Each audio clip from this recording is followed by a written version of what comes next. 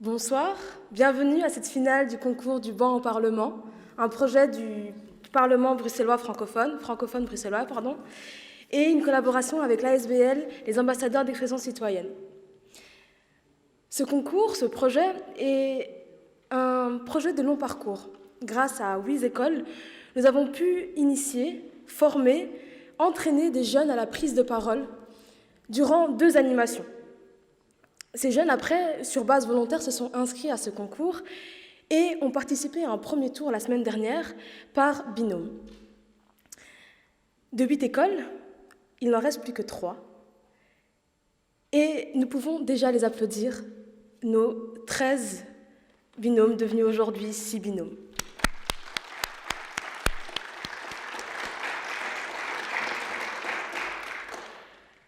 Ils sont issus de la diversité bruxelloise. Ils sont pour la plupart en réto, ils sont en examen, ils ont rendu un TFE hier, ils sont à un niveau de stress assez incroyable et ils sont tout simplement magnifiques. Ils sont stressés, ils ont peur, ils sont impatients de vous dire ce qu'ils ont à dire ce soir. Mais avant ça, on va un peu les laisser répéter et peut-être présenter notre cher jury ici présent ce soir et présenter notre première jurée. Juriste de formation, elle est aujourd'hui à l'initiative de ce projet et porte aujourd'hui la casquette de présidente du Parlement francophone bruxellois. Je vous présente Magali Plovy.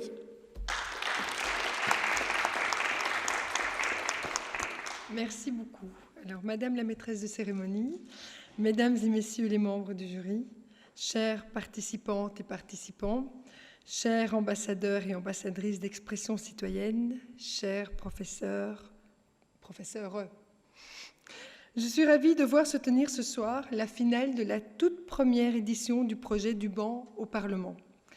Ce projet est une collaboration, comme ça a été dit, entre le Parlement francophone bruxellois et l'association Les ambassadeurs d'expression citoyenne, qui a démarré par des ateliers d'initiation aux joutes verbales au sein des écoles et qui se clôture ce soir avec cette compétition. L'esprit de ce projet s'inscrit dans une volonté d'inviter les élèves d'écoles bruxelloises à découvrir l'art de l'argumentation, à mettre en avant la culture du dialogue et du débat et à contribuer à développer l'esprit critique. Ce projet s'inscrit également dans la volonté d'ouvrir notre Parlement aux citoyens et aux citoyennes en créant des espaces de rencontre, de réflexion, de discussion. Alors d'abord, je voudrais féliciter les 6 binômes qui s'apprêtent à prendre place au sein de cet hémicycle pour nous livrer les textes qu'ils préparent soigneusement depuis une semaine. Et on a répété le contexte qui n'est pas évident, donc vraiment félicitations à vous. La crise a rendu le parcours scolaire de beaucoup d'élèves ardu. J'espère que ce projet vous aura en tout cas apporté une bouffée d'air frais. Voir notre hémicycle investi de votre présence est en tout cas pour moi une véritable bouffée d'air frais. Je vous félicite déjà d'être arrivés jusqu'ici. Bravo à vous et je me félicite et je me réjouis surtout de vous entendre sous peu, là tout bientôt. Alors je souhaite profiter de l'occasion pour remercier au nom du Bureau du Parlement nos partenaires de cette aventure, l'association Les ambassadeurs d'expression citoyenne qui ont coaché, suivi et encouragé les jeunes. J'aimerais tout particulièrement les féliciter et les remercier de leur créativité et de leur capacité à rebondir aussi face aux changements qui ont dû être apportés, parfois en dernière minute, du fait de la situation sanitaire. Je pense notamment aux joutes interscolaires, un pan important de ce projet qui devait permettre les échanges entre les différentes écoles et qui ont malheureusement dû être annulés. J'aimerais aussi remercier tout particulièrement les professeurs qui sont un peu derrière moi. C'est pas évident, mais vraiment, je vais vous voir parce que vraiment bravo. Je suis très impressionnée par votre passion, par votre motivation et votre confiance aussi dans ce projet et dans le Parlement. Alors, première citation de la soirée, Victor Hugo a écrit un jour « La vraie et grande éloquence est celle dans laquelle, même au moment calme, on sent le grondement d'une foudre. » Sur ces mots, je laisse la parole à Madame Azouag, la maîtresse de cérémonie de ce soir, mais aussi à Ryan, Ilyas, Abdullah, Mohamed Hicham, Iman, Ajar, aux 2 Asia, Zineb, Afza, Fatima et Zara et Isseran. Bonne soirée.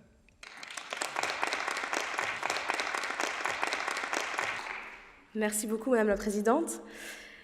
Notre deuxième juré est un jeune homme, bruxellois, plus précisément de Saint-Josse. Amoureux de la scène, il est comédien depuis plus de 10 ans. Il est habitué au monde de la télé et de la radio. Je vous présente Monsieur Oussama Ben Ali. Oussama, une petite question pour nos jeunes candidats. Comment faire face au stress qui nous paralyse et comment, malgré ce stress, arriver à convaincre et toucher le public? Bonjour à toutes et à tous. Le cannabis, c'est bien le cannabis. Non, je plaisante bien sûr. Écoutez, je vais peut-être en surprendre plus d'un. Il n'y a pas vraiment d'astuce contre le stress. Le stress fait partie de la vie, vous l'aurez toujours. Le seul truc, c'est qu'il ne faut pas avoir peur de l'échec. Malheureusement, beaucoup de jeunes mettent des carrières de côté parce qu'ils ont peur de l'échec. Moi, ça fait 10 ans, et je me reconnais surtout quand j'ai commencé la scène, ma première scène, mais j'étais stressé, mais à fond. Je me rappelle de ma première scène, c'était dans une petite cave à Roger, à Saint-Josse. Et juste avant de monter sur scène, j'ouvre un peu le rideau et je vois des personnes que je connais, qui me connaissent, mais pas sous un aspect de clown. Ils me connaissent école, maison, dodo, en mode calme, timide, etc. Donc j'allais monter sur scène, faire un sketch de folie, dans la gestuelle, etc. Et j'allais me dévoiler à eux. Et j'étais à 2 doigts d'arrêter. Je me suis dit, pourquoi je fais ça? Pourquoi je m'inflige une telle douleur? Et je me suis dit, je vais le faire, je m'en fous. Je vais le faire. Même si ça passe pas, je vais le faire quand même. Je suis monté sur scène, j'ai eu aucune expression, j'ai récité mon texte. Et ça a tellement marché que, encore aujourd'hui, je continue à jouer devant ce public qui m'a donné de la force le premier jour. Je l'ai toujours, la vie est un long roman, où l'échec fait partie de plusieurs chapitres. Donc n'ayez pas peur de rater, que ce soit pas spécialement ce soir, mais peut-être l'année prochaine, dans d'autres branches, etc. Vous allez peut-être rater et encore rater, mais continuez à y croire. Et le stress fait partie de la vie, tout simplement. Donc voilà, ce petit conseil que je puisse donner ce soir. Stressé. Moi, un de mes anciens metteurs en scène m'a toujours dit, une fois, je me rappelle, il m'a dit, Oussama, est-ce que tu stresses avant de monter sur scène? J'ai dit oui. Il m'a dit, c'est bien, c'est une bonne chose, parce que si tu ne stressais pas, ce serait mauvais signe. Donc voilà, merci à vous.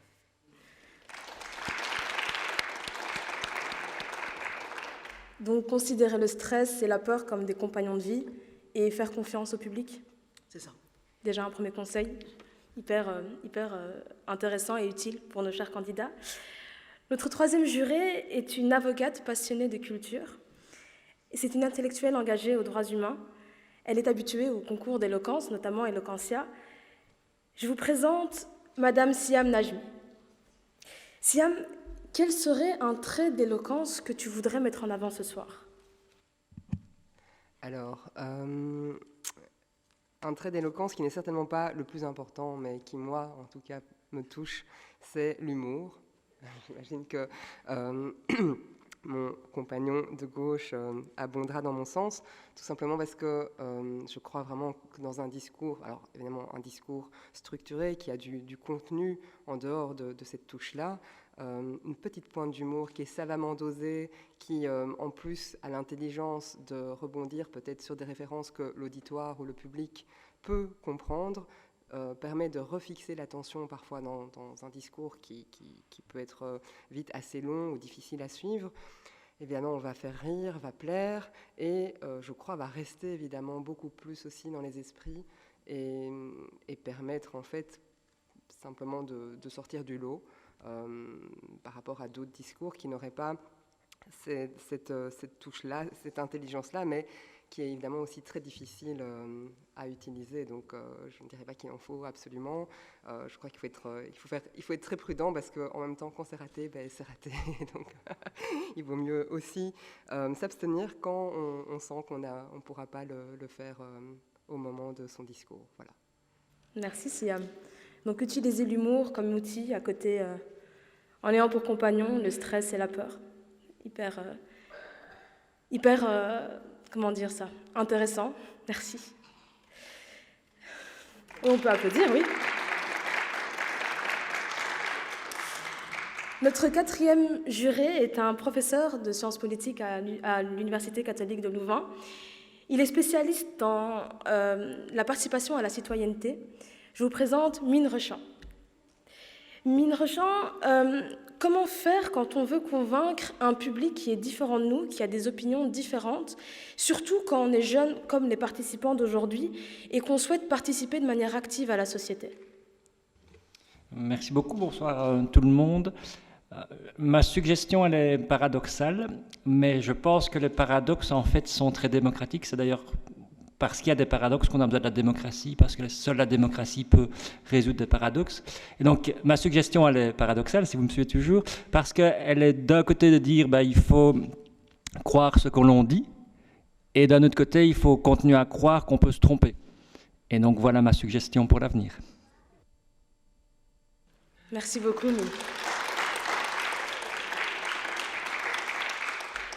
Notre dernière jurée de la soirée est une jeune professeure de français. Les candidats de ce soir pourraient même être ses élèves. Elle a été, ou elle est en tout cas, candidate et lauréate de l'Eloquentia Bruxelles 2021. On peut l'applaudir pour ça. Aurélie Souris. Aurélie, j'ai une question pour toi.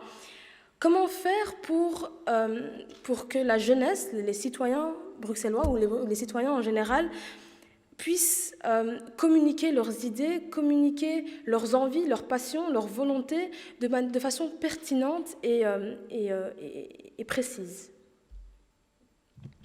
Vaste question, hein, n'est-ce pas? Je suis une grande amoureuse des mots, donc je dirais, là, comme ça, spontanément, en prenant la parole. Alors, c'est peut-être un peu vaste, mais, comment dire, la vie, elle est parsemée de mots. Je veux dire, dans une journée, on parle toute la journée. Nos interactions, on échange beaucoup de choses, mais nos interactions sont souvent ponctuées de lieux communs, sont ponctuées de mots inutiles ou de paroles qui n'ont pas tellement d'effet. Or, je pense vraiment qu'il y a des mots qui peuvent changer des vies. Les mots, c'est vraiment des magiciens. Et je ne sais pas si ça vous est déjà arrivé, mais moi, il y a vraiment des phrases qui ont changé ma vie. Une bonne vieille métaphore, une bonne vieille analogie pour bien faire prendre conscience d'une réalité, c'est parfois tellement plus pertinent qu'un langage factuel. Et donc, je pense vraiment que le jeu sur la langue, le jeu avec les mots, peut permettre de toucher les gens. C'est une arme, en fait, le langage. Et si on arrive à le manier correctement, on peut avoir un impact. Voilà, ça c'est ma contribution. Et donc, d'une certaine manière, on rejoint le conseil de Siam qui portait sur l'humour et qui est une manière de toucher le public. Merci beaucoup à vous, chers jurys. On peut encore les applaudir.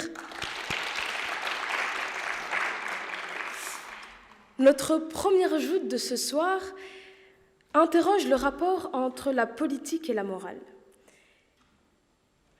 C'est ce sujet, la vérité échappe-t-elle à l'exigence de la vérité, sera défendu, dans un premier temps, par un duo de jeunes filles, Fatima et Zara et Zeran. Il s'agit d'un duo complémentaire, on les qualifie même d'air et de feu. La première est qualifiée par ses proches comme une pile électrique, elle est passionnée de musique, elle joue du violon, du piano, de la guitare, bref, elle est incroyable. Elle est une future étudiante en sciences politiques et elle a son esprit qui est constamment en réflexion, il ne s'arrête jamais. Et son amie Zeran est une jeune fille, jeune femme, douce, assurée, engagée, et malgré son apparence de jeune fille assez calme, elle est une vraie battante. Je vous demande d'accueillir nos deux premières finalistes.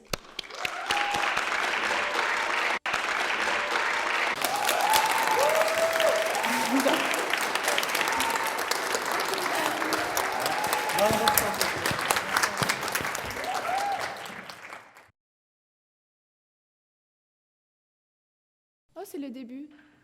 Le début de quoi? Le début de notre joute ou le début de la fin?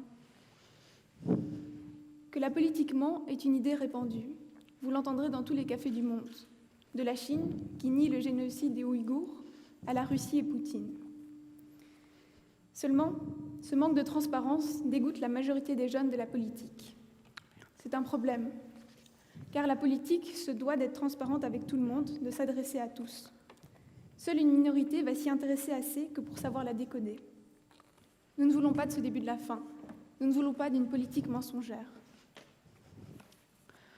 Le monde politique représente-t-il une exception en termes de soumission à la vérité et à la transparence? Malheureusement, c'est bien le cas. George Orwell nous dit à ce propos que le langage politique est destiné à rendre vraisemblables les mensonges, respectables les meurtres, et à donner l'apparence de la solidité à ce qui n'est en réalité que du vent. L'idiome employé par la politique n'a-t-il donc que des objectifs fondamentalement fallacieux? On en déduit qu'il est en effet destiné à tromper quiconque le perçoit, fût-ce volontairement ou non. Il nous semble primordial de définir, de préciser les termes les plus importants de notre problématique. D'un côté, la politique. Elle fera allusion à tout ce qui concerne le gouvernement et le pouvoir. Elle comprend alors toutes les luttes autour de celui-ci.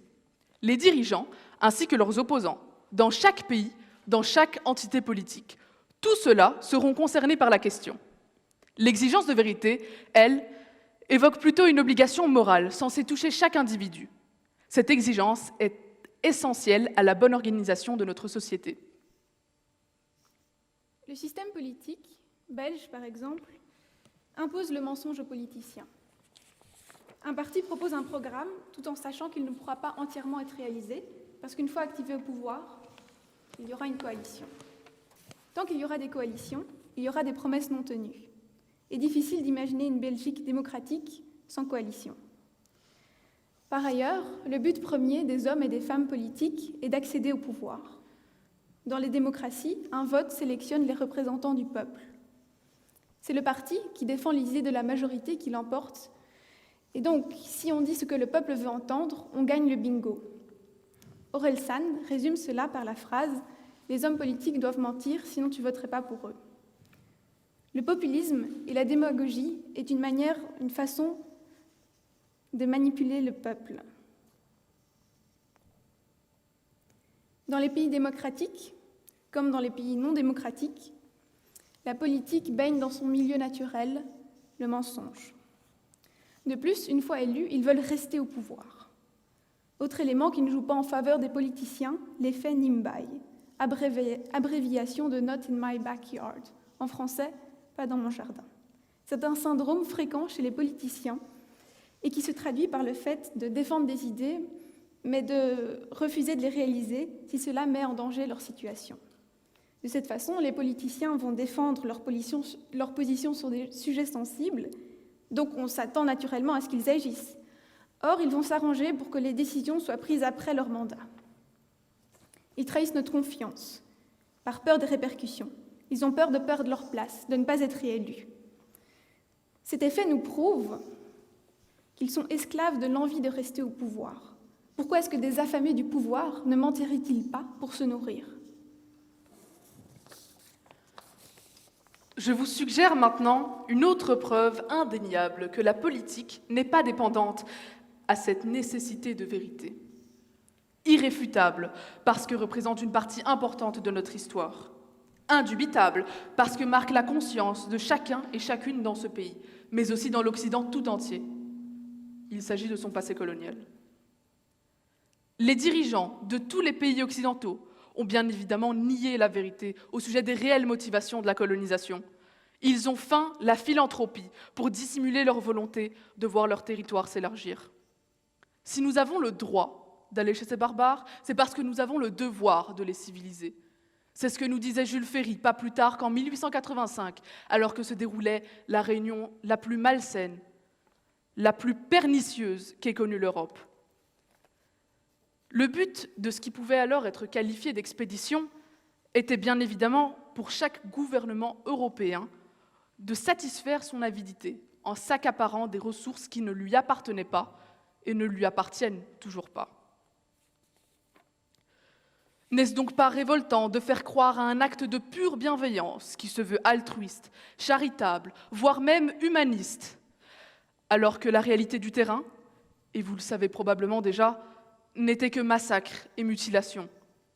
Sans aucune vergogne, les gouvernements en place ont prétendu vouloir instruire les populations indigènes. toute une série d'exemples similaires affluent, de tout temps et à toute époque, et partout sur Terre. Arméniens, Tutsis, Kurdes, Rohingyas, Palestiniens, Ouïghours.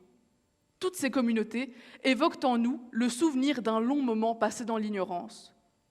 Mais où en sommes-nous maintenant que nous sommes au courant? Il y a près d'un siècle, ici même à Bruxelles, Lamine Senghor, figure majeure de la décolonisation sénégalaise, accusait l'État français de prétendre vouloir civiliser les Noirs tout en leur refusant l'accès à l'éducation, de peur qu'ils ne prennent conscience de leur situation et se révoltent. La révolte, la rébellion, est-ce donc cela que craignent les gouvernements? Cette potentielle indignation publique est-elle la raison pour laquelle on nous ment continuellement? Mais ils ont raison de nous mentir.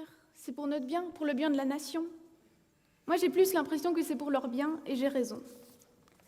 Pendant les années 1970, le président américain, Nixon, abuse de sa position pour ne pas ébruiter l'affaire du Watergate. Lui et son parti sont allés espionner le Parti démocrate.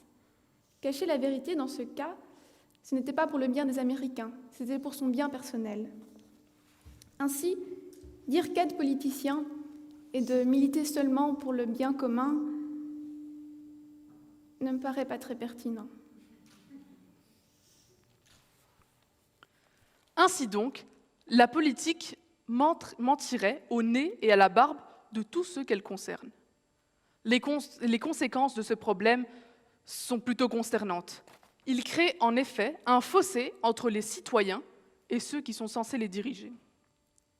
Au milieu de tout ça, la présence de 2 jeunes au Parlement peut s'avérer plus que réjouissante. Mais il y a un mais. 2 jeunes sur une classe de 27 élèves. Pourquoi les 25 autres sont-ils absents? Non pas par désintérêt, loin de là, mais parce que la politique leur paraît malheureusement bien trop impénétrable. Il faut donc dépoussiérer l'univers politique en le rendant plus moral. La politique de demain ne sera rendue accessible que lorsqu'elle sera franche et droite, bref, authentique.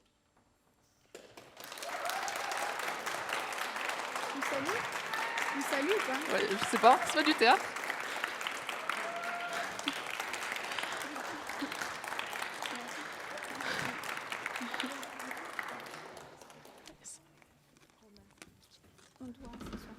Bravo Fatima, bravo Zéran. On a eu des chouettes citations, on a eu Orelsan, Orwell, Ferry, 3 mondes complètement différents mais qui nous parlent tous. Il y a une phrase qui m'a marquée, il faut dépoussiérer le monde politique pour le rendre moins impénétrable. Bravo les filles, on peut encore les applaudir.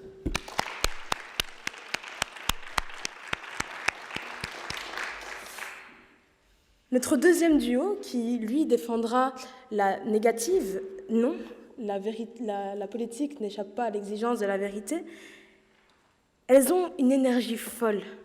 Elles aiment sortir des sentiers battus et elles n'ont surtout pas peur du ridicule. Elles sont les reines de l'humour décalé et piquant et elles ont un regard original sur le monde. J'ai hâte de les entendre. Je vous présente Iman et Hajar.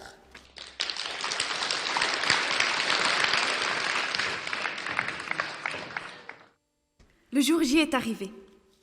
L'enjeu est de taille. La compétition donne naissance à plusieurs questions, parmi lesquelles nous répondrons à une seule. Celle qui nous provoqua une chute de tension le jour de notre fête. La politique échappe-t-elle à l'exigence de la vérité? 25 septembre 2020. Une déléguée a été désignée pour avoir la responsabilité de porter la voix de ses camarades de classe. Pour maintenir une confiance et une harmonie solide, elle se devait de dire la vérité en réunion et en classe. Mais un jour, elle fut tentée d'échapper à l'exigence de la vérité. Elle demanda d'organiser un voyage qu'elle désirait au nom de sa classe. Classe absolument pas consentante. Mais heureusement, n'étant pas seule à la réunion, l'information circula et la vérité éclata.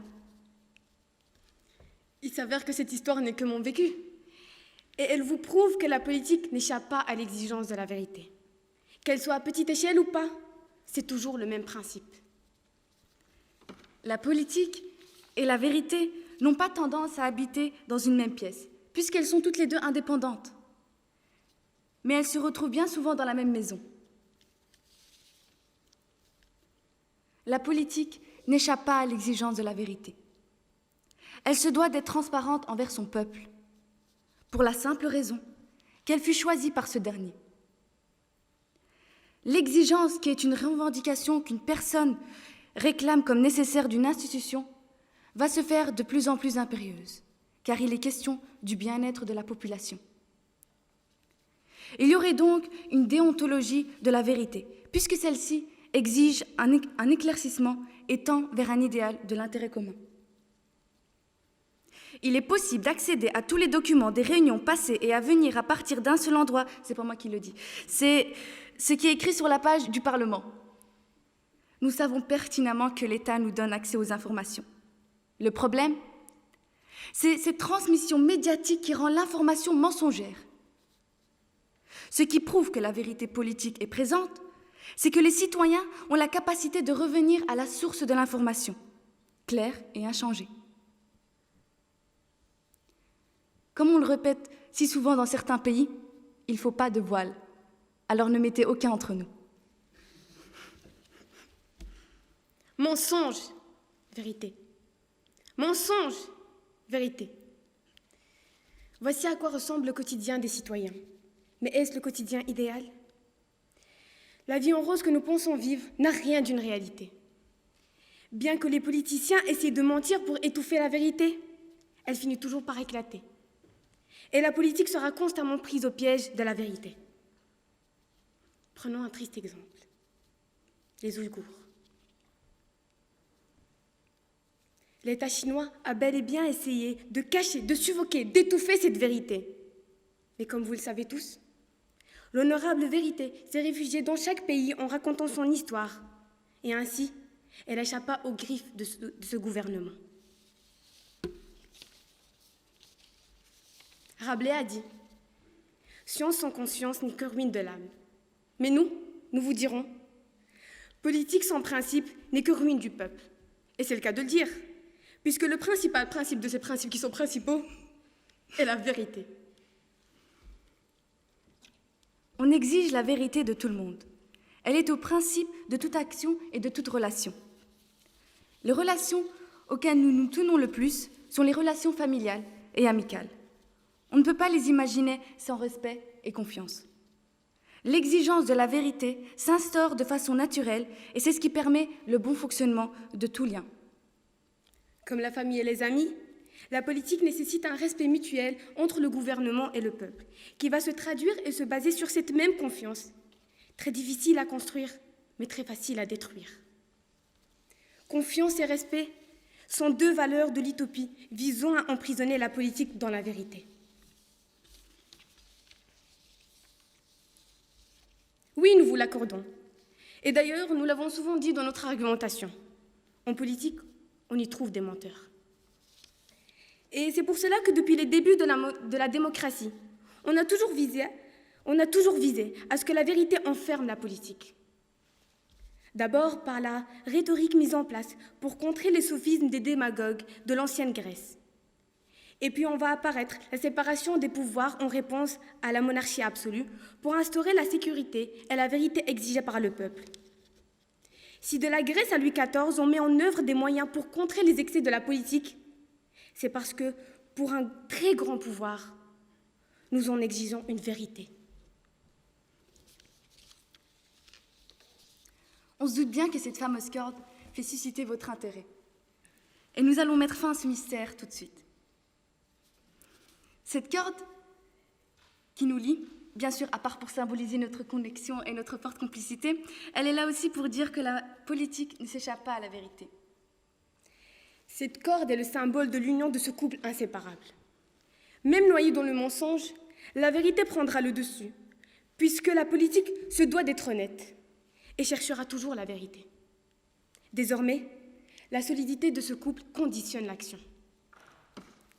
Mesdames et messieurs, nous espérons avoir pu vous convaincre que la politique n'échappe pas à l'exigence de la vérité. Donc, au lieu de vouloir à tout prix trouver un moyen d'en échapper, Résolvons-nous et faisons en sorte que cette vérité se rapproche au plus possible du mot politique. Faisons en sorte que notre conscience soit tranquille quand on parle de politique. Et faisons en sorte que ce soit la vérité qui exige à la politique d'être véridique, et non la politique qui exige à la vérité d'être mensongère.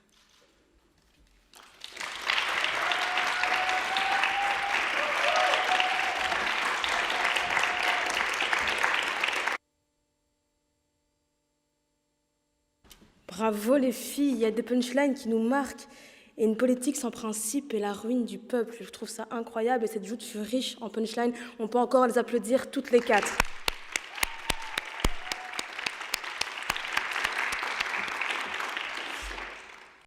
Pour cette deuxième joute, il y a une question qui se pose dans une société qui est formée par une pluralité de personnes toutes différentes. La démocratie est-elle l'affaire de tous ? Le premier duo, qui défendra l'affirmative, est un duo composé de deux jeunes filles, toutes les deux en réto, généreuses en émotions et de vrais rayons de soleil. Elles sont passionnées de culture, et notamment de littérature et de cinéma. Nous pouvons donc accueillir ce soir le premier duo qui défendra l'affirmative, Hafsa et Assia.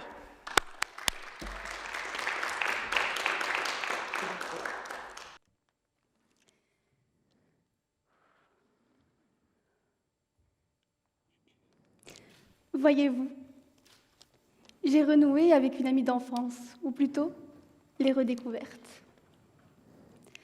Je la côtoie depuis toujours, chaque jour, mais elle se fait si discrète que sa présence se fait à peine ressentir. Quel bonheur de la voir auprès de moi.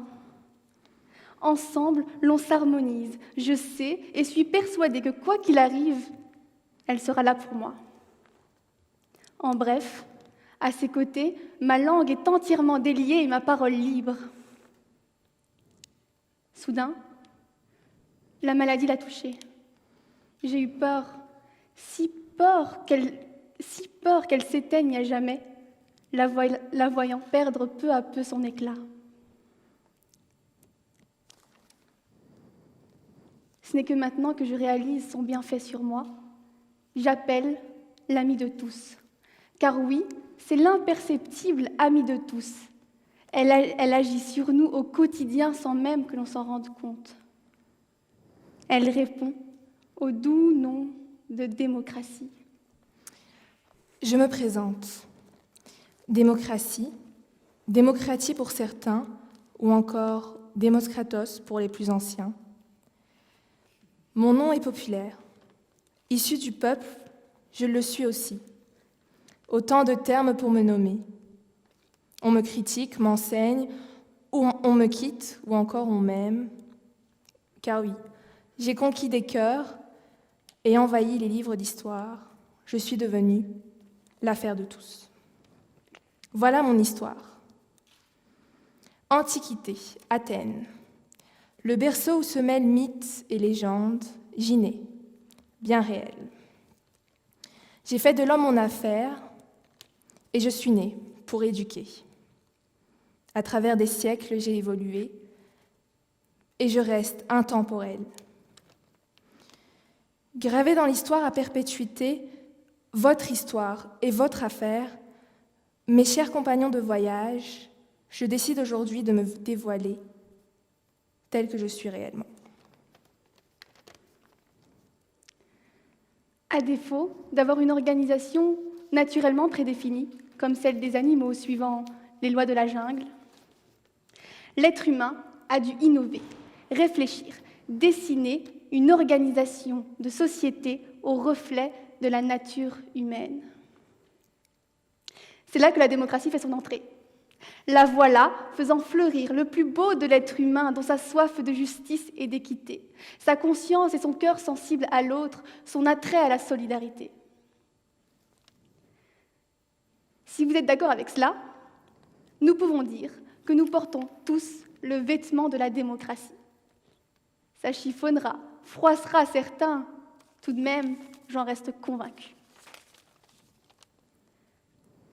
La démocratie fait également rempart aux dérives de l'homme, âme tentatrice ayant parfois un amour inconditionnel, voire aveugle du pouvoir, une gourmandise pécuniaire sans faille et une volonté à tout prix à vouloir porter sa voix au-dessus de celle des autres, à l'image du tsar ou du monarque absolu.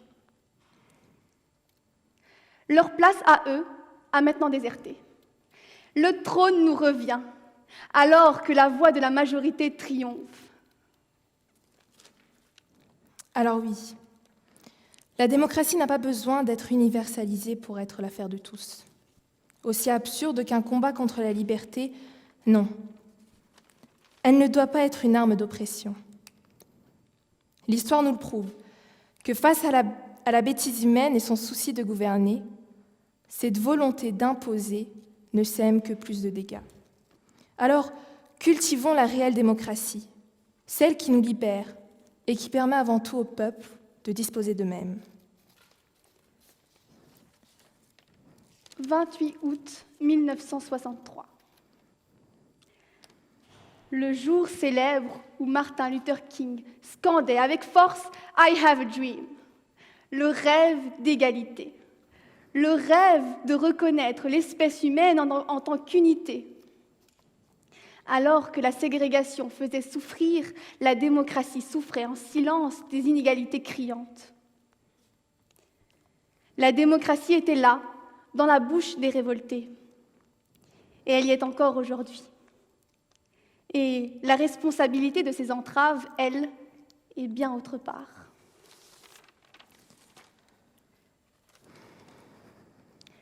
La démocratie embrasse notre « je » au pluriel. Enfants multiples, sujets à de nombreux déterminants. Jeunes filles, musulmanes, belges et marocaines en complément, amoureuses des beaux mots. Mettons un trait d'union entre la démocratie et nous. Politisons les moins informés.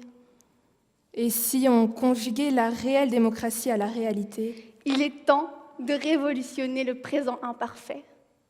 Nous mettons le point final.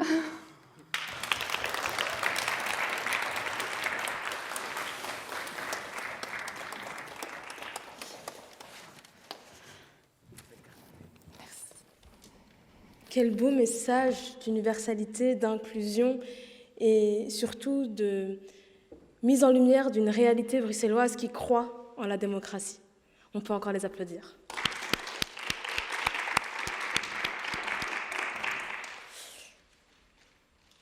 Pour la négative, un duo de garçons cette fois-ci, après 3 duos de jeunes filles. Le premier est un philosophe en devenir et est la sagesse incarnée. Le second est un amoureux des mots, de la littérature et de la culture. C'est un artiste dans l'âme. Les deux n'ont pas le français pour langue maternelle et pourtant ils ont pris leur courage à deux mains pour participer à ce concours. Et selon leur enseignante, ils sont une leçon de vie. Je vous demande d'accueillir Abdullah et Mohamed Hicham.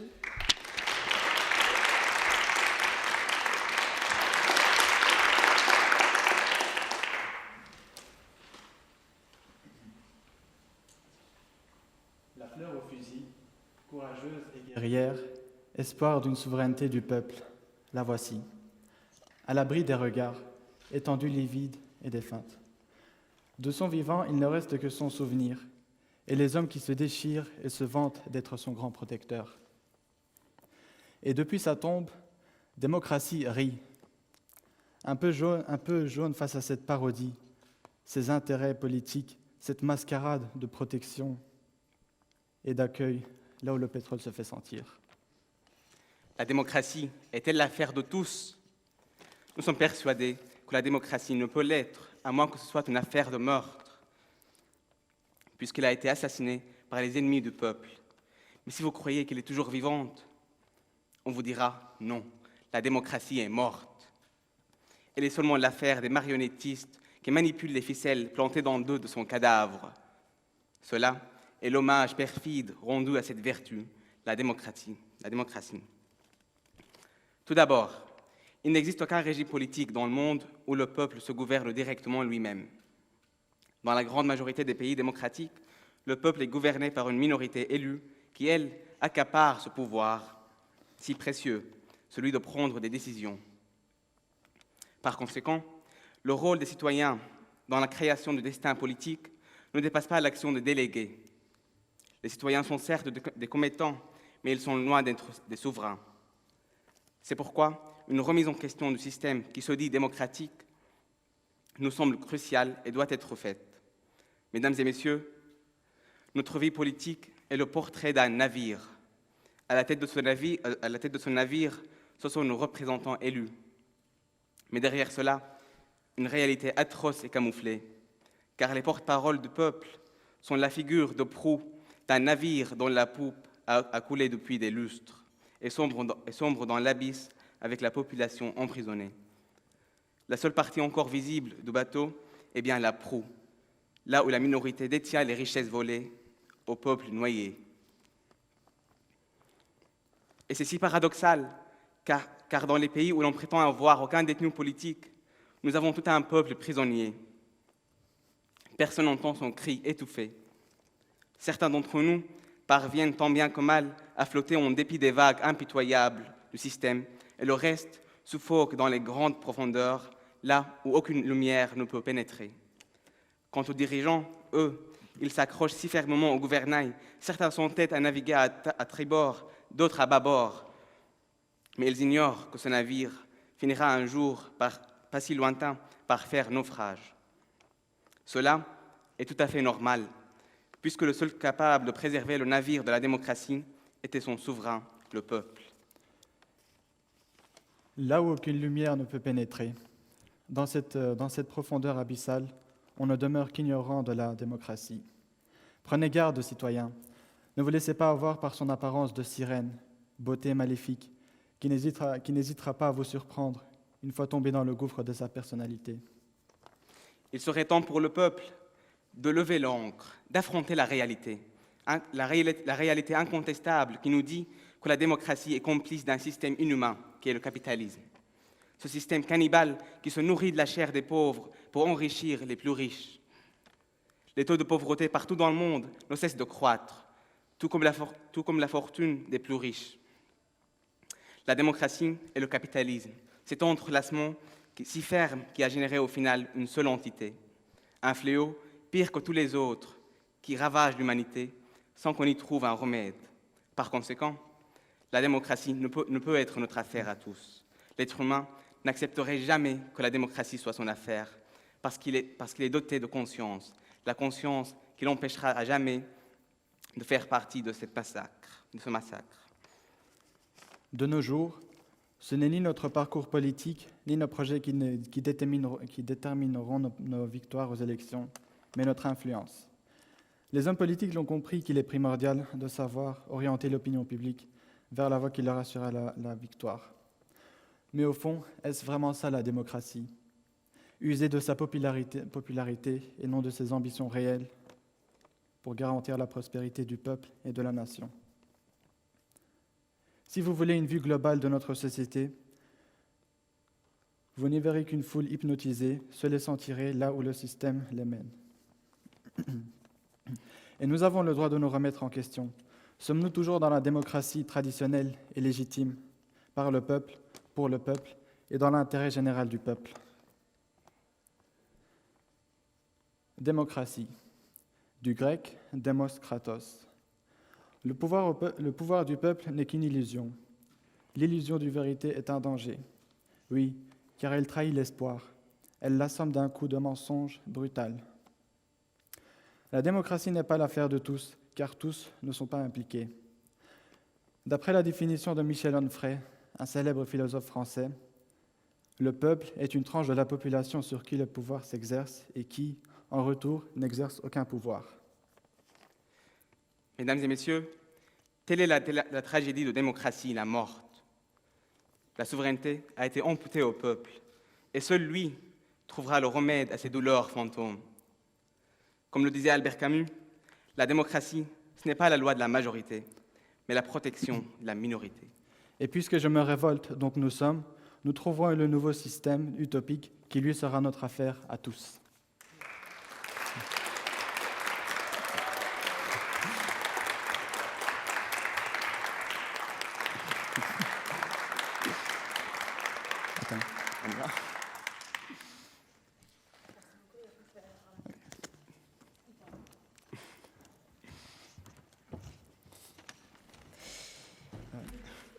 Eh bien, ce fut une joute riche en images, marquante. Je ne sais pas vous, mais moi, je me suis vue dans la mer, j'ai vu du cannibalisme. Je me suis demandé, waouh, le capitalisme, c'est pas, ça mord, ça fait mal. Mais comme quoi, les mots les plus marquants, les plus imagés, font que le discours reste en tête. Pour cette troisième et dernière joute, les hommes ont-ils besoin d'être gouvernés? On accueille le premier duo qui défendra la positive, un duo encore de garçons. L'un est intéressé par l'informatique, les sciences politiques, l'économie, l'autre par le droit et rêve d'aller au-delà des frontières. Pour les deux, le basket est une passion et la prise de parole est un exercice difficile, mais ils arrivent à chaque fois à y prendre un peu plus du plaisir. Je vous demande d'accueillir Ryan et Elias.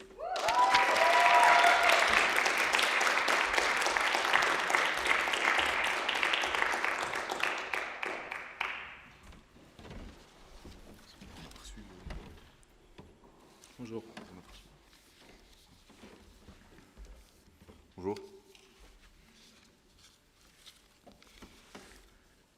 Je pourrais être sur mon bureau, en train d'étudier pour mes examens, mais non. Je suis là devant vous. Et peut-être que demain je serai à votre place. Vous savez, gouverner m'a toujours attiré. L'homme a un besoin vital d'être gouverné. Oui, je dis bien vital. Sans être gouverné, l'homme ne connaît pas les limites. Et certains sont même perdus. Regardons notre chère Belgique, elle qui a vécu plusieurs jours, semaines, mois sans gouvernement. Rappelez-vous comment le peuple belge a réagi. Souvenez-vous du besoin que nous avons manifesté, cette recherche urgente à être gouverné, jusqu'à même accepter ce gouvernement non démocratique, pour lequel nous n'avons pas voté, mais dont la présence, les prises de parole et les décisions nous ont réconfortés durant les périodes d'insouciance et d'incertitude. Gouverner, c'est coexister. Je parle bien du besoin, et je ne choisis pas ce mot au hasard, car selon la fameuse pyramide de Maslow, le troisième besoin essentiel de l'homme est celui de l'appartenance à un groupe commun. Être gouverné, c'est justement coexister pour le bien commun de la société soutenue par un bon leader. Les hommes ont besoin d'être gouvernés, et j'irai même plus loin, ils doivent l'être. Ils le sont depuis toujours, que ce soit par les idées, la guerre. Et malgré ce qu'on pourrait en penser, la nature vous gouverne. La nature nous gouverne. Le besoin, c'est cette exigence pour l'être humain qui provient de la nature ou de la vie sociale, c'est ce qui parfois, sans même le savoir, nous est nécessaire pour notre survie. La nature et ses lois. La terre tournant autour du soleil. L'aube et le soleil couchant qui déterminent nos journées. L'homme qui fait partie de cette nature ne peut s'en dissoudre. La nature nous gouverne. Sans elle, nous ne sommes rien. Et agir contre elle, c'est agir contre notre nature. Accepter d'être gouverné par elle est une nécessité pour notre survie sur cette planète. Et voyez-vous, aujourd'hui les scientifiques s'inquiètent de notre survie. Ils crient au chaos et tentent à tout prix de nous sensibiliser au besoin de revenir à la gouvernance de l'être par la nature. Parce que oui, l'humain est gouverné par la nature. Le refuser, c'est nous condamner. Tenter d'inverser les rôles et de nier notre besoin élémentaire d'être gouverné par la nature, c'est comme vivre en 2021. C'est vivre en prenant le risque que la planète s'éteigne, en nous emportant, nous, et ceux qui auraient dû, dans la normalité des choses, nous gouverner. Gouverner, c'est gouverner par les idées. Aujourd'hui, l'idée que mon évolution et mon épanouissement priment est la doctrine qui me fait avancer. Encore une fois, toutes des choses dont nous n'avons même pas totalement la conscience sont d'un besoin inouï. Oui, parce que les doctrines nous gouvernent, que nous le voulions ou non. Même l'homme le plus insouciant et paresseux de la planète se fait gouverner par la doctrine de la paresse et de l'insouciance. Oui, les idées gouvernent et et les humains s'y soumettent. Parce que elles, sans elles, nous ne pouvons pas avancer. Elles sont la base même du fonctionnement de l'être humain. Un homme ingouverné, c'est comme un homme sans cerveau. Ces idées qui nous servent de doctrine, ces doctrines qui nous aident à accomplir des objectifs. Sans objectif, que seraient les hommes? Quelle serait donc mon utilité à être ici? Et la vôtre alors? Le monde est un concert d'idées, où celles qui résonnent sont les plus ambitieuses, jusqu'à ce qu'elles n'aient plus de souffle. Ainsi, d'autres prennent le relais. Gouverner, c'est réformer. L'homme a tendance à être égocentrique, pour la simple et bonne raison qu'il porte un amour inconsidéré pour sa personne. Cet amour le pousse à protéger sa personne. Vous vous dites sûrement que ce que je dis, c'est logique, qu'il ne voudrait pas se sentir en sécurité. Un peuple prêt à sacrifier un peu de sa liberté pour un peu de sécurité ne mérite ni l'une ni l'autre. Il finit par perdre les deux. Ô cher père fondateur de l'Amérique, il n'avait pas tort. Et son peuple a fini par devenir celui qu'il craignait. 11 septembre 2001. Après les terribles attentats des tours jumelles, George Bush propose un peu beaucoup de leur liberté pour une infime possible chance d'être un tout petit peu plus en sécurité. Le peuple suivit, et finalement, dans les faits, l'Amérique n'eut ni l'une ni l'autre. Liberté, ce valeureux principe derrière lequel on court depuis que la soumission existe, fut vendu pour si peu. Parce que quand la peur émerge, le peuple acquiesce.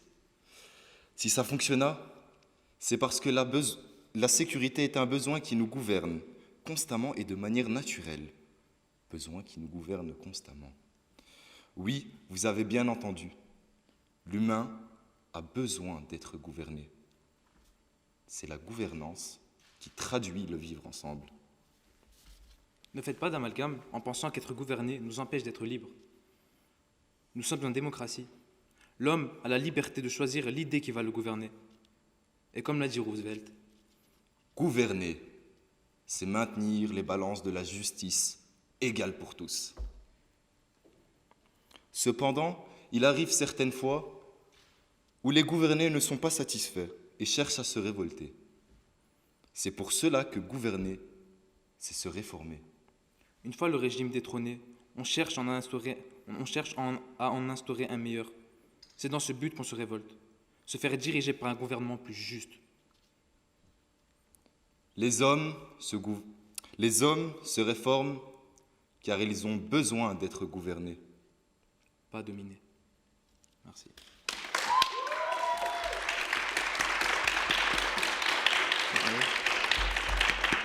Merci beaucoup. Je vous remercie. Merci beaucoup les garçons. Gouverner, c'est coexister, gouverner, c'est réformer, mais gouverner, ce n'est pas dominer. Une intéressante définition, plurielle, variée, et qui laisse à réfléchir. Pour notre dernier duo de la soirée, il s'agit d'un groupe, d'un binôme de jeunes filles, composé d'une part de Assia, qui symbolise, selon son professeur, le dépassement. C'est une jeune fille timide qui, comme une rose, éclore et elle prend enfin confiance en elle en cette fin d'études secondaires et grâce à ce concours. Assia est une jeune fille curieuse et ouverte au monde qui n'attend qu'à avoir sa place pour s'exprimer. Avec Assia, il y a Zineb. Zineb, elle, est une poétesse dans l'âme. Elle adore la poésie. Elle est source de bienveillance et c'est un génie de Victor Hugo. Je vous demande d'accueillir ce jeune et talentueux duo de finalistes.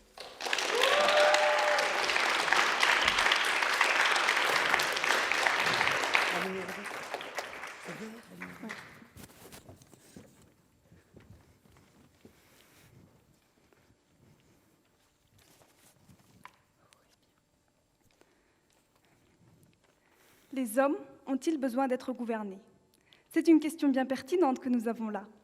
Mais avant d'y répondre, je commencerai tout simplement par vous demander Si par hasard, vous auriez vu dans la pyramide de Maslow le terme « gouverner ».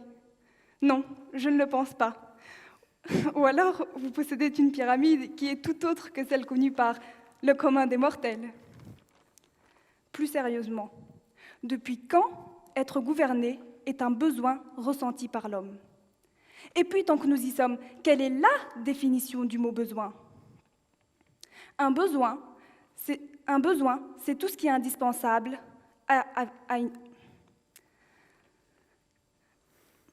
Un besoin, c'est tout ce qui est indispensable à la vie et le point commun entre les hommes. Comment pourriez-vous donc affirmer que les hommes ont besoin d'être gouvernés, alors même que ce besoin n'est pas partagé par tous? Les hommes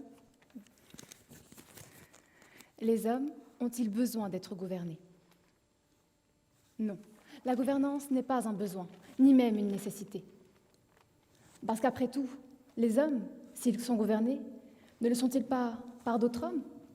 Et ces hommes, eux, n'ont pas besoin d'être dirigés, ils sont autonomes.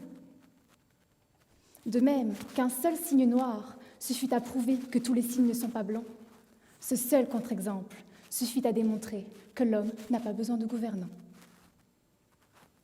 L'homme peut aisément se passer de gouvernance. Elle n'est en rien indispensable à sa vie. Je vous entends me répondre que des nations sans gouvernement mèneraient à l'anarchie et aux guerres, inévitablement. Mais aujourd'hui, la guerre ne sévit-elle pas dans bien des régions? Et ceci n'est en rien le fait de sa population, mais bien celui de son gouvernement et de ses résolutions. Et puis d'ailleurs, même dans les pays où règne la stabilité, quand le gouvernement s'est absenté, rien n'a vraiment changé. Nous avons eu le cas ici, dans notre propre pays, en 2018, quand notre cher ministre a démissionné et qu'il a délaissé le peuple entier sans être gouverné. Personnellement, je n'ai même pas senti la différence, car heureusement, notre bonne bière n'a pas été affectée, tout comme les services de santé ou encore la scolarité. Et tout ce qui n'allait pas, comme le chômage et notre pays endetté, n'a non plus pas été impacté. Donc vous voyez, un monde sans gouvernement peut exister. Malgré que cela peut vous paraître quelque peu exagéré, car vous me diriez que c'était une situation exceptionnelle et de courte durée. Non, je vous répondrai que cela a seulement prouvé qu'un monde sans gouvernement peut bel et bien exister.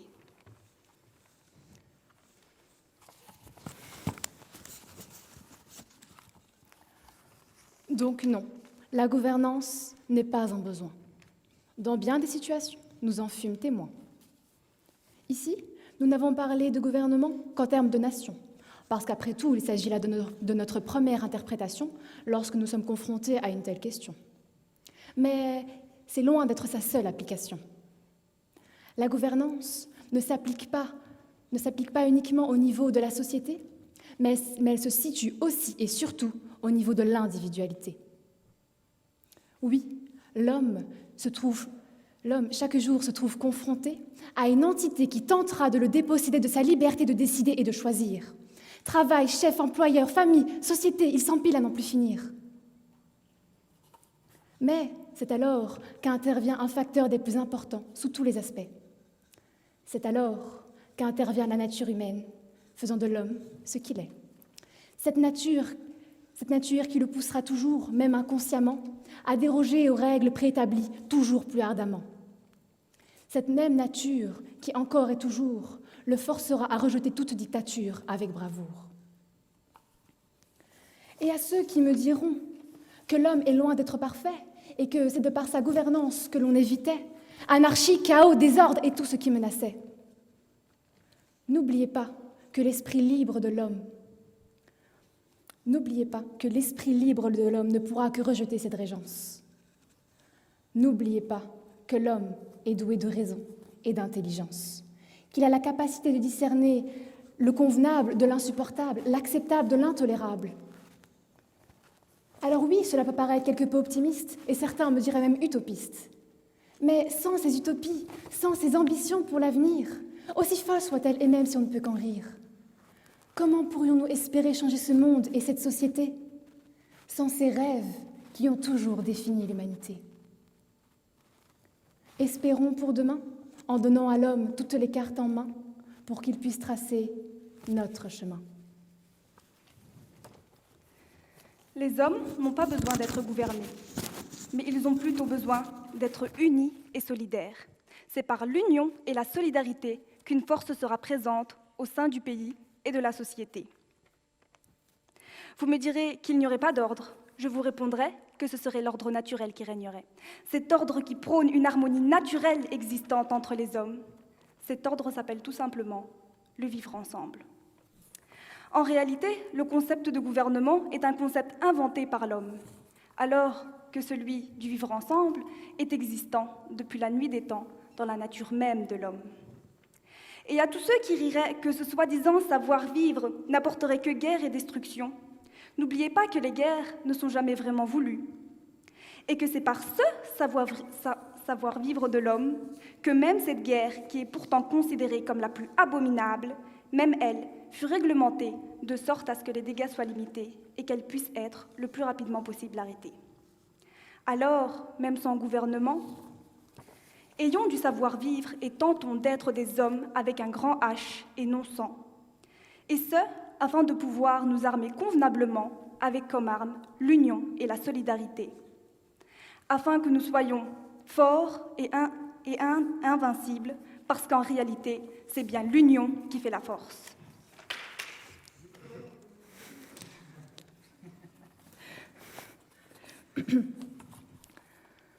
Les hommes n'ont pas besoin d'être gouvernés.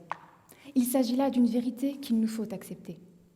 Une vérité qui fut maintes fois prouvée, puisque d'autres, sans gouvernance, vivent une vie aisée.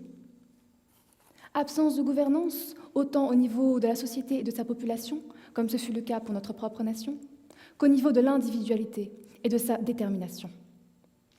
L'homme n'a pas à être dirigé, il est son propre souverain, choisissant pour son bien ce qu'il espère du lendemain.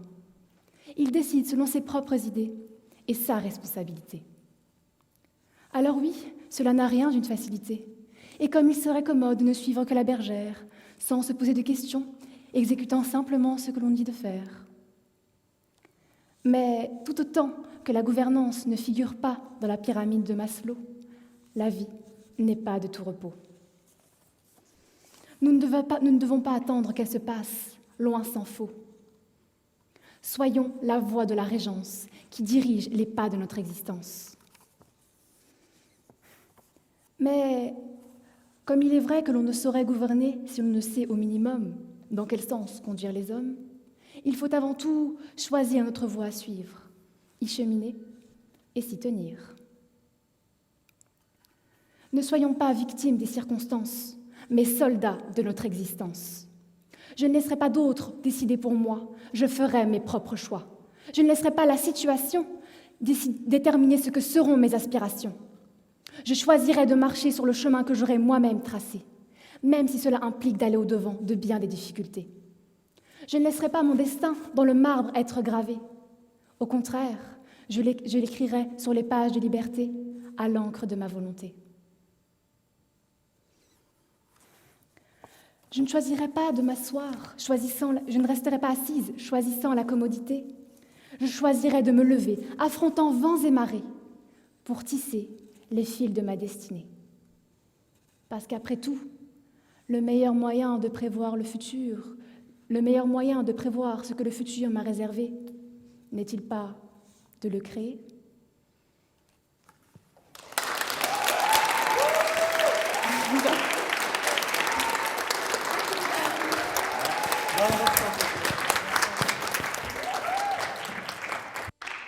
Bravo à vous, mesdemoiselles. Malgré quelques problèmes techniques, on sentait le plaisir et les émotions et c'était très communicatif. Et quand un duo prend du plaisir, eh ben on prend aussi du plaisir, surtout quand les messages sont drôles, très nationalistes, belges, et surtout qu'on se retrouve tous dans ce qu'ils disent. Merci beaucoup et merci aux 6 duos. On peut vraiment les applaudir.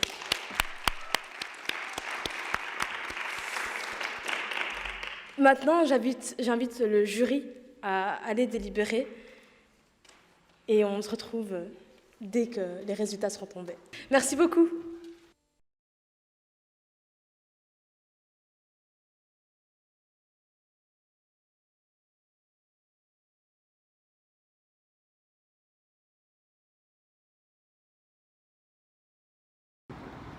Votre ressenti à chaud après cette première voûte? Fatima, elle a d'être ça. Au bout du compte, je pense que le contenu, c'est quand même important, mais j'ai vraiment la sensation d'avoir profité de l'instant. Je suis très contente des coachs qu'on a eus, parce qu'ils étaient vraiment sympas. Par l'attention que nous portent en fait tous les ambassadeurs, tous les organisateurs en fait de l'événement. Ils sont vraiment derrière nous, littéralement jusqu'à la dernière minute. On est soutenus.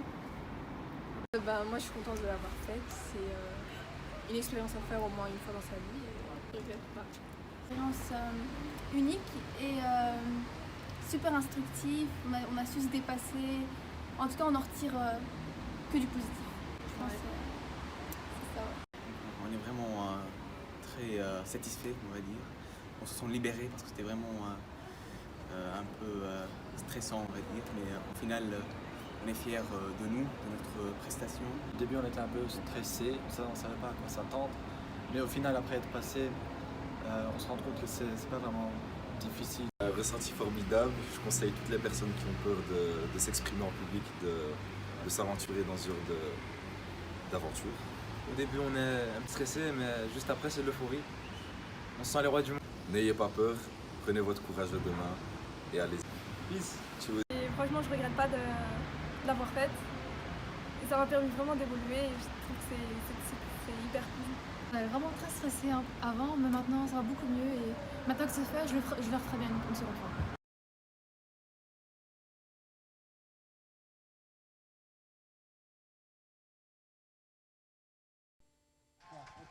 Merci à tous pour votre patience.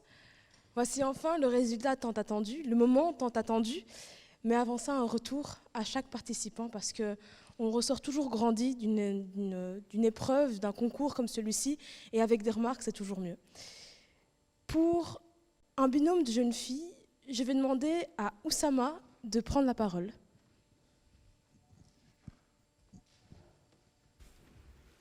Est-ce qu'on m'entend?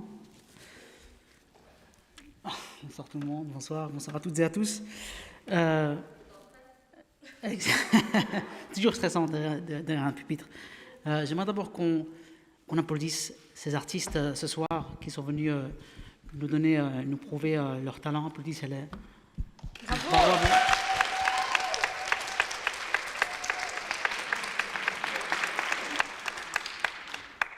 Pas seulement les artistes, mais aussi leurs professeurs. Ces artistes qui nous ont prouvé deux choses ce soir, c'est qu'ils ont du talent et qu'ils ont été très très bien accompagnés. Donc bravo aux professeurs aussi, bravo.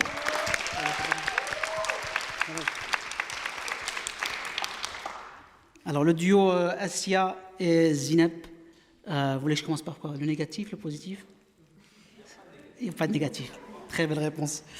Alors pour moi, j'ai beaucoup aimé ce duo. Je trouvais très très très drôle. Moi, je me suis beaucoup marré.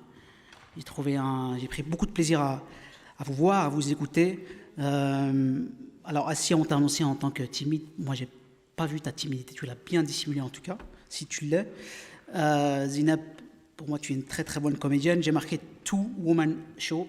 Pourquoi pas un spectacle dans le futur. Bravo à vous. Beau respect des silences. Vous avez bien occupé l'espace. Le seul point négatif que j'ai, le petit bubble, c'est qu'il y a eu un déséquilibre entre les deux. On a vu un contraste assez évident entre Assia et Zineb, même si vous étiez toutes les deux magnifiques ce soir. Mais voilà, peut-être pour un futur, plus travailler au niveau de ce déséquilibre, plus de prestance peut-être pour Assia, pour vraiment rééquilibrer un peu ce binôme que j'ai adoré. Bravo à vous.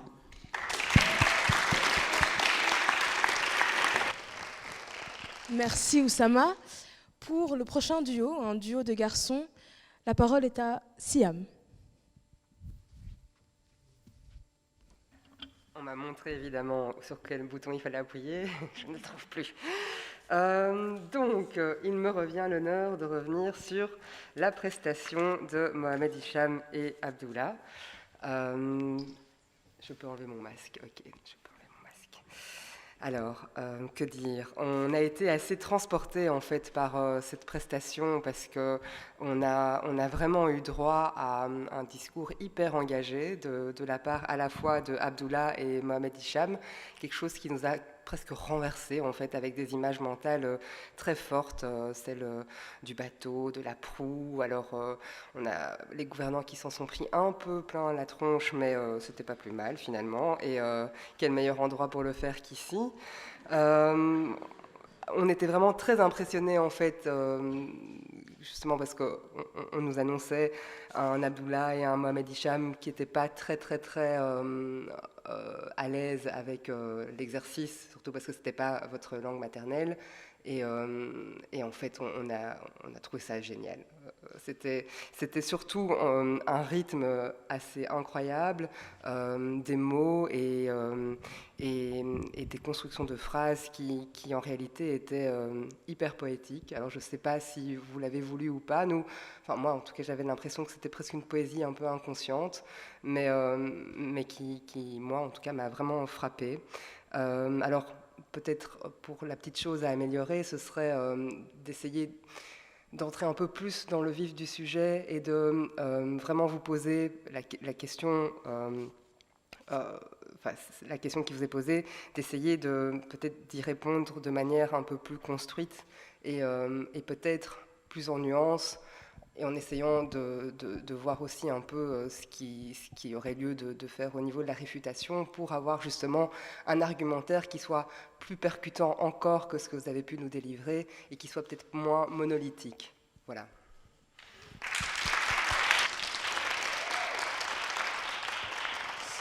Merci beaucoup, Siam.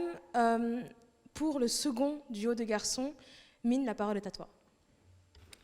Merci beaucoup, Ilias et Ryan, Ryan et Ilias. Avec vos chemises bleues, vous avez véritablement conquis cette tribune. Avec une très belle oralité, vous êtes ancrés ici, à ma place, avec un ton assuré, et ce, certainement malgré le très grand stress qui vous a animé, qu'on a finalement peu ressenti. Vous avez aussi délivré ce qu'on qualifierait de chouette fulgurance. Qu'est-ce que ça veut dire dans des termes simples? Par exemple, lorsque vous avez dit finalement que vous vouliez prendre la place des députés là, et donc c'était d'une certaine façon très bien joué. Ça veut dire aussi d'une certaine façon qu'il faut assumer jusqu'au bout d'une certaine façon les exemples que vous donnez. Par exemple, sur l'absence de gouvernement, voir dans quelle mesure ça tient la route jusqu'au bout, jusqu'où vous êtes capable de l'assumer jusque-là. Vous avez aussi emprunté des chemins de travers, c'est-à-dire que vous avez amené des nouvelles idées au fur et à mesure de votre discours, par exemple, gouverner par les idées, mais ça veut dire aussi que c'est plus difficile alors de faire suivre votre raisonnement d'une certaine façon, et il faut arriver à trouver le bon juste milieu entre ces chemins de traverse et tomber dans un certain ennui, parfois, où ça pourrait paraître les choses un peu longues. Mais d'un autre côté, vous êtes retombé aussi sur vos pieds avec ce jeu de mots sur la liberté et la sécurité, qui fait aussi qu'on va se rappeler de votre discours. Et finalement, peut-être que le plus important, c'est qu'on vous a senti très convaincu par votre propos. Et finalement, si vous êtes content de votre discours, tout le monde doit l'être pour vous.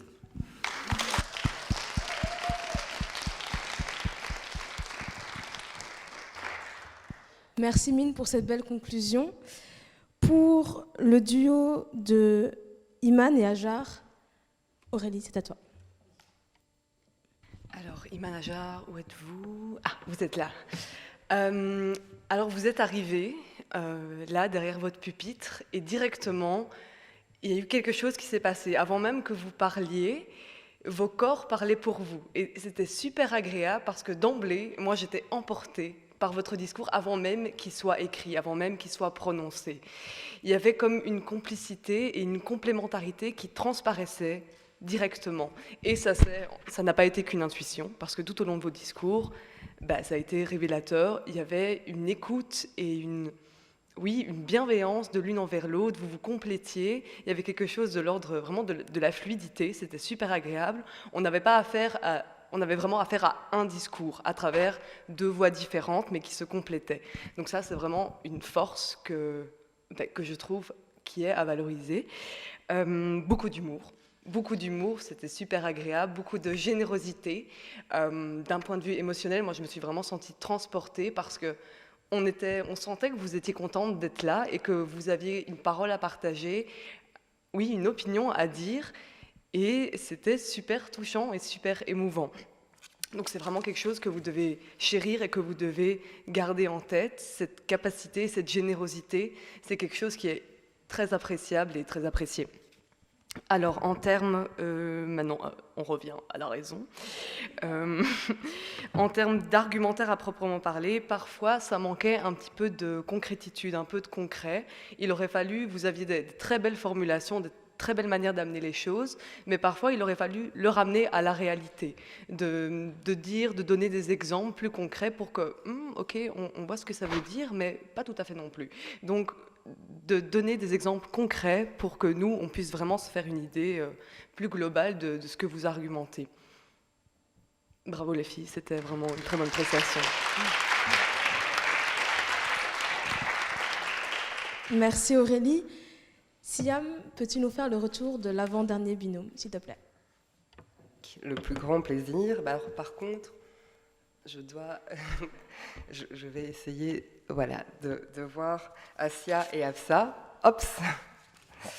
Alors, les filles, merci beaucoup pour votre discours, évidemment, et pour votre prestation que nous avons beaucoup appréciée. Ce qu'on a beaucoup aimé, c'était cette idée de personnaliser la démocratie. C'est quelque chose qui a vraiment fonctionné dans votre prestation. Alors, le petit bémol, j'y viens déjà, c'est que c'est dommage de ne pas l'avoir poussé jusqu'au bout, finalement. Vous auriez pu tenir tout à fait la route jusqu'à la fin de votre texte, en gardant vraiment ces deux personnages finalement, à savoir d'une part la démocratie qui s'exprime et puis d'autre part un discours un peu plus théorique ou qui précise justement des envolées ou plutôt des expressions qu'aurait pu avoir la démocratie. Alors, une chose aussi qui nous a beaucoup marqué chez vous, et qui était tout à fait appréciable, c'est un dépassement du stress absolument phénoménal, à savoir qu'au tout début de votre prestation, on a vraiment vu que vous étiez très stressé, et puis ce stress a disparu au fur et à mesure, et ça c'est assez magique en fait de pouvoir assister à ça, parce que finalement on se dit que c'est vous-même, par simplement la parole, qui dépassait ce stress de vous exprimer en public. Et ça fait toujours évidemment énormément plaisir à voir. Alors, ce que nous avons beaucoup apprécié aussi, c'est le nombre de punchlines assez sympathiques et bien trouvées et bien tournées que vous avez pu mettre dans votre texte. Puis on vous a trouvé aussi très posée et très douce. C'était très agréable à écouter. Alors ça, c'est pour les points positifs. Simplement, ce qui nous a un tout petit peu manqué dans votre texte, c'est le contenu. Donc alors la question n'était pas évidente, mais on aurait aimé que vous alliez peut-être un peu plus au fond des choses et que vous essayiez un peu plus de construire vraiment un argumentaire senti, où on puisse voir une structure et finalement adhérer, alors peut-être pas à toutes les idées qui étaient présentées, mais en tout cas plus avoir l'impression de suivre un cheminement ou un raisonnement. Mais merci tout de même.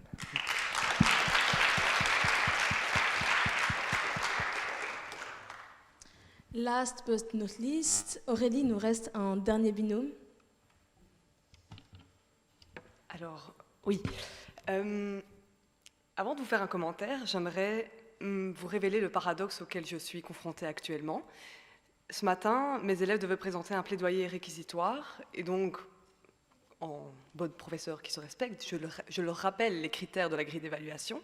Et dans ces critères, il y a notamment le regard. On a besoin, en tant que public, de se sentir regardé.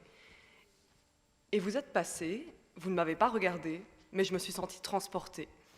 Et je me suis dit, mais Aurélie, qu'est-ce qui se passe? Tu es confrontée à ton propre paradoxe. Et pourquoi est-ce que je me suis sentie transportée? Tout simplement parce que vous avez mis en place un univers qui était ponctué de contrastes. En fait, il y avait à la fois un côté très terre-à-terre et puis un côté évanescent que toi, Zéran, tu amenais.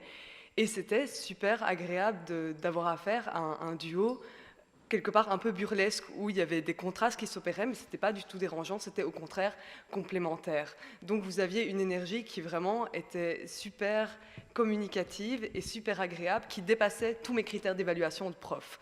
Donc ça, c'est une première chose, c'est quand même pas mal de dépasser le critère d'évaluation de prof. Ensuite, au niveau de l'argumentaire à proprement parler, il y avait un très bon équilibre entre raison et émotion. Vous avez parlé de la colonisation et je me suis sentie emmenée sur un chemin, mais pas du tout envahie par des émotions. Vraiment, il y avait vraiment de la raison et de l'émotion. Donc vous parliez avec votre cœur et avec votre tête. Et c'est quelque chose qui est hyper apprécié et hyper valorisé dans un jury, parce que souvent on peut se sentir, ou alors on s'ennuie parce que c'est trop cérébral et que c'est trop des arguments, trop pom pom pom, ou au contraire c'est trop d'émotions, trop de pathos et oups, on s'envahit. Là il y avait un juste équilibre et c'est vraiment quelque chose qui est difficile à palper, difficile à cerner. Vous vous complétiez très très bien, vous avez amené des cas concrets, vos exemples étaient développés. C'est vraiment une très belle prestation, d'autant plus que vous étiez les premières à passer et que le stress, c'est vous qui l'amassez d'autant plus. C'est d'autant plus appréciable et d'autant plus à féliciter. Bravo à vous.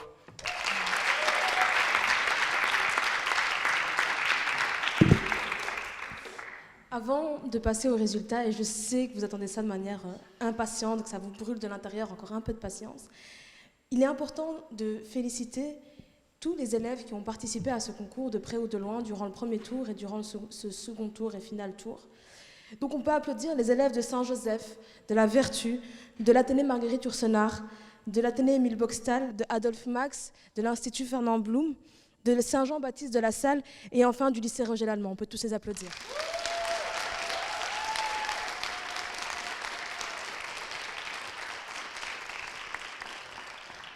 Et maintenant que Madame la Présidente Magali va nous annoncer les résultats, chers candidats, levez-vous. On se lève.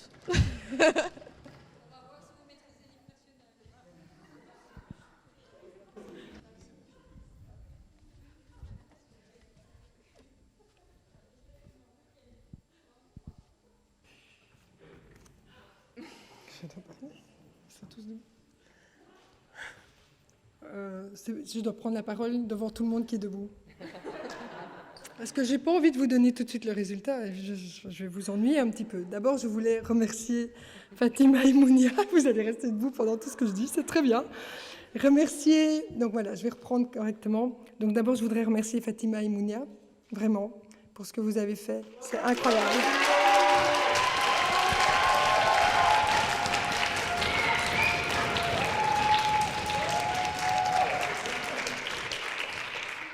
C'est trop bien, en fait. Ça devrait être tout le temps comme ça quand je préside. Alors, vous me faites la même chose pour les services du Parlement. Ils sont là, toutes les trois.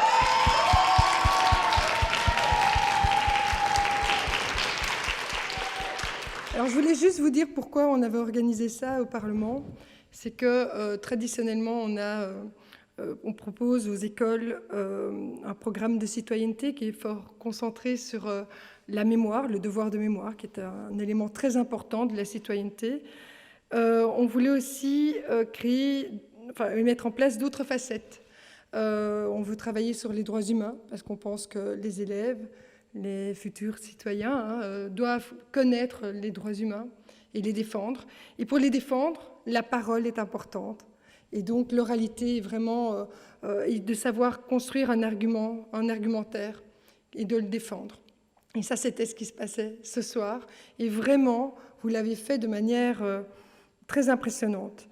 Je voulais vous dire qu'avec l'équipe que j'ai autour de moi, et qui sont tous les quatre là, et qui sont juste incroyables, je peux vous assurer qu'ils font un travail incroyable, on s'était dit qu'on avait imaginé ça, en fait, il y a quelques mois. Et quand on le voit vraiment comme ça, ici, c'est très émouvant. Je vous assure que j'espère que, et je crois que vous avez vécu un moment très particulier, d'abord dans tous les moments de préparation, mais aussi ici, puisque ce Parlement est ouvert à tous les citoyens et citoyennes et on veut vraiment l'ouvrir de plus en plus. Et vous avez une place ici dans ce Parlement.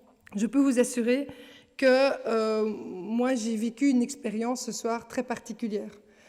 tant en vous écoutant et en vous voyant vous dépasser, qu'après avec le jury, où j'ai trouvé qu'on avait vraiment fait un travail incroyable d'échange, d'écoute. Donc voilà, moi personnellement, j'ai vécu une expérience incroyable et j'espère vraiment qu'on la renouvellera très régulièrement. Vous dire donc qu'en tant que présidente, je représente cette institution du Parlement et que ce Parlement peut être vraiment fier de ce qui s'est passé ce soir. Vos idées étaient fortes, vos langages, vos constructions de textes étaient incroyables, poétiques, humoristiques. Vous avez de la passion et vous l'avez partagée. Et cet engagement et cette passion, gardez-la toujours parce qu'elle sera utile pour notre société, elle sera utile pour vous. Le jury disait que certains, enfin tous même, vous aviez dépassé des barrières. Et moi, je pense que dans le futur, vous allez déplacer des montagnes. Et donc, vraiment, merci à vous.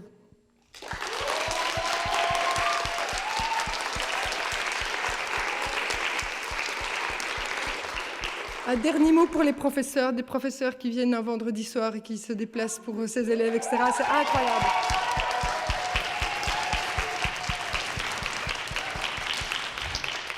Bon, vous êtes debout, il faut quand même que j'atterrisse à un moment donné. Et vous êtes stressés, mais moi aussi, parce que je ne dois vraiment pas me planter. Et c'est vraiment le stress. Alors, pour le 3e prix...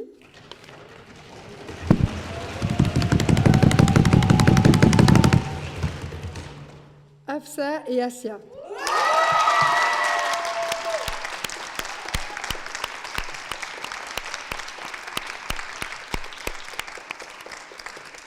J'ai des petites enveloppes, mais je pense qu'on le fera après. Je crois, on m'a pas dit, mais on m'a mis des enveloppes, mais je crois que c'est après. Je cherche la 2e place.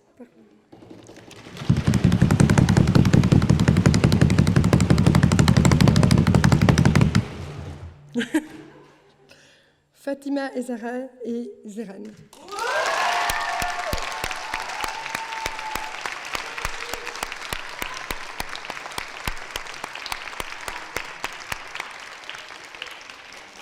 Première place.